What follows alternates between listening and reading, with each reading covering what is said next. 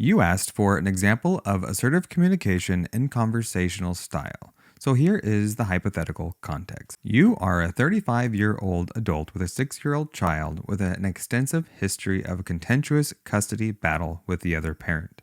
You feel that your father is being disloyal and undermining your parenting efforts by being overly involved with the other co-parent. You want to have a good relationship with your dad, but feel that you need to set boundaries around your expectations in order for the relationship to work. In order to sustain a healthy relationship with these types of dynamics, it's going to be very important to use assertive communication to establish boundaries. The formula for assertive communication has about 9 steps, and they go in this order. 1. Identify your objective. 2. Identify the conflict. 3. Choose a time and place to have a meaningful conversation. This should be a low-stress, neutral environment. 4. Validate the other person's position. 5. Express your position and feelings.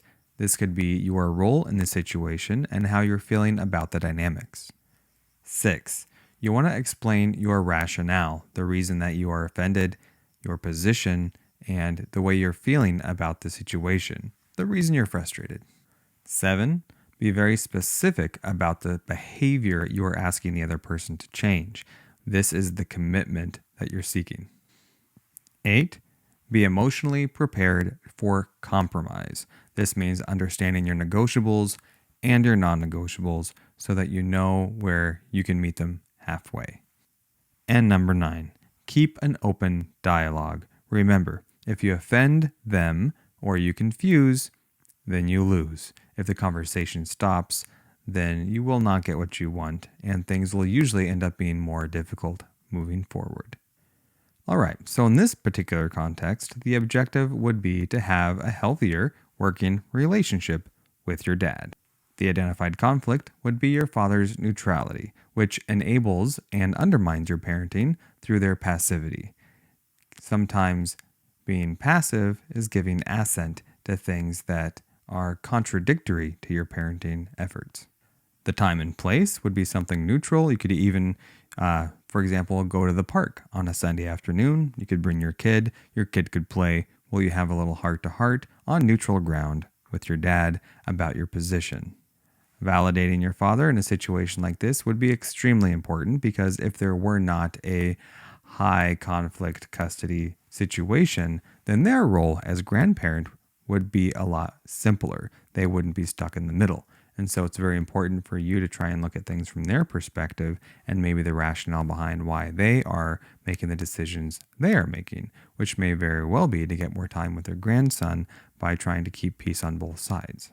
Expressing your position in this situation would simply be stating your emotions and your feelings around feeling undermined and what that actually means. So when your father in this example does X, Y, or Z, it contradicts what you are trying to do as a parent over here, right? In terms of setting maybe boundaries with your son, right? And expectations. It might be enabling the other parent to work around your parenting styles by going through your father. That's the position. When speaking to your rationale in a situation like this, the rationale would simply be that you're trying to send a consistent message to your son via parenting styles. And since there is a parallel parenting situation going on and not so much a co-parenting situation, it sometimes can feel like you're a single parent. So if you want to bring your father in helping you with that goal, then it's going to be very important to explain your rationale for why you're asking for the behavior change. Much easier to get investment from the other party when they understand the rationale behind the ask. And being prepared for compromise simply means that you are willing to be a little flexible in terms of the ask. So asking your father to have zero relationship with the other parent isn't very realistic, right? But you could ask them to defer back to you as the parent when it comes to parenting decisions, and that is where the communication really comes in. Because if your father is aware that the other co-parent is trying to step over or otherwise dodge or avoid communication with you and going through the grandparent instead, then the grandparent can be aware of that and redirect them back to you. This will establish a greater sense of loyalty and trust in the relationship.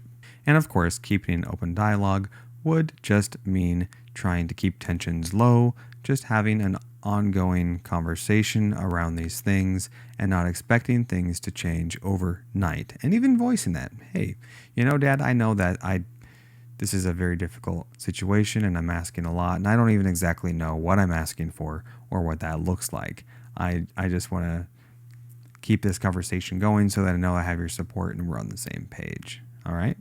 So the conversation would look something like this. You call up your dad. Hey, Dad, I'm taking my son to the park tomorrow afternoon. I would love it if you would join us and then we could have a little chat. I know there's been a lot of tension lately with the co-parenting situation, and I would love to touch base with you. And then you meet your dad at the park and you say, hey, Dad, I know that there's been a lot of tension in the situation. I'm sure it's not easy for you as a grandparent to be stuck in the middle.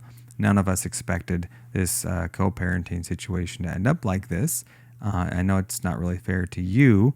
However, it's very challenging for me as a parent to set boundaries and expectations and rules for my son, only to have the co-parent disregard those and oftentimes avoid confrontation with me or conversation even, and going around me to you in order to get what they want. So what I'm asking from you is that when co-parent communicates with you about something that I have already set some expectations around, please just redirect them back to me, and I would really appreciate that. All right?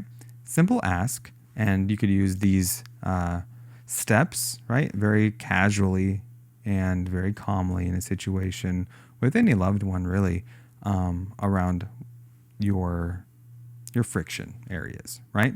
And as long as you can keep a calm demeanor, you use validation, you are being very specific about the behavior that you're looking to change, and really you just want to use one behavior at a time per conversation, and then you'll get a lot further faster that way. And if you can just keep calm, not get upset, you're going to be a lot more heard in a situation like that, a lot better received. All right. Well, I hope that's helpful. If you would like more content around communication, assertive communication, conflict resolution, relationships, boundary setting, let me know in the comments, please, or DM me, reach out, or use the contact me form. I would love to serve you better. And until next time, be sure to check out other videos around communication and relationships. All right. You take care. Bye-bye.